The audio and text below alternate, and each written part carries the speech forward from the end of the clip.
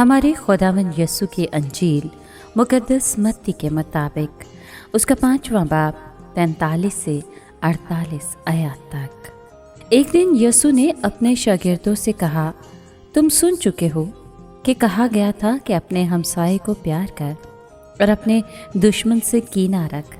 लेकिन मैं तुमसे ये कहता हूँ कि अपने दुश्मनों को प्यार करो और अपने सताने वालों के लिए दुआ मांगो, और जो तुम्हें सताएं और बदनाम करें उनके लिए दुआ मांगो, ताकि तुम अपने बाप के जो आसमान पर है फर्जंद ठहरो, क्योंकि वो अपने सूरज को बदों और नेकों पर तलू करता है और रास्तबाजों और नारास्तों पर नी बरसाता है।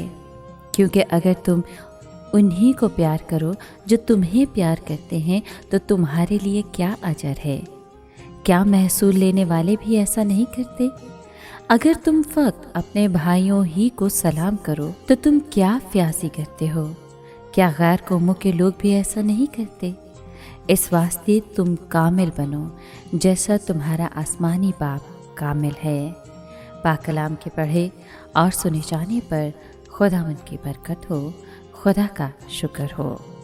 अज़ीज़ दोस्तों, जब आप मुश्किल, बागी और जालिम किस्म के लोगों का सामना करेंगे तब आपके ईमान की परख होगी और आपकी निजात का इम्तिहान होगा। ऐसे लोग आपके लिए ठोकर, दुख और ज़ख्म का सबब बन सकते हैं, या अपने मजहबी कट्टरपन और रवायती दीन के नाम पर आपके लिए ख़तरा भी बन सकते हैं। मगर याद रखिए कि जैसे यीशु मसीह ने बग़ैर किसी कीमत के आपके तमाम गुनाहों को माफ़ कर दिया, उसी तरह आपने भी अपने दुश्मनों को दिल से माफ़ करना है। खुदा की मोहब्बत आपको तहरीक देगी कि आप अपने दुश्मनों से मोहब्बत कर सकें। दुश्मनों से प्यार करना कोई गैर हकीकी या नामुमकिन बात नहीं, लेकिन ये जज्बा हमारे बातिन में खुदा ही पैदा करता है, जो हमारे दरमियान सुकूनत करता है।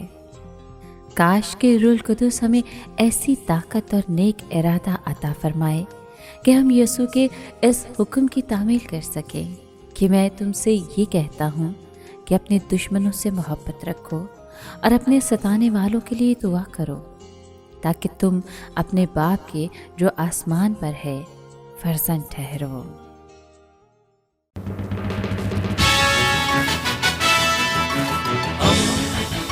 दोस्ती का पैगंबर, रेडियो वेरितास एशिया।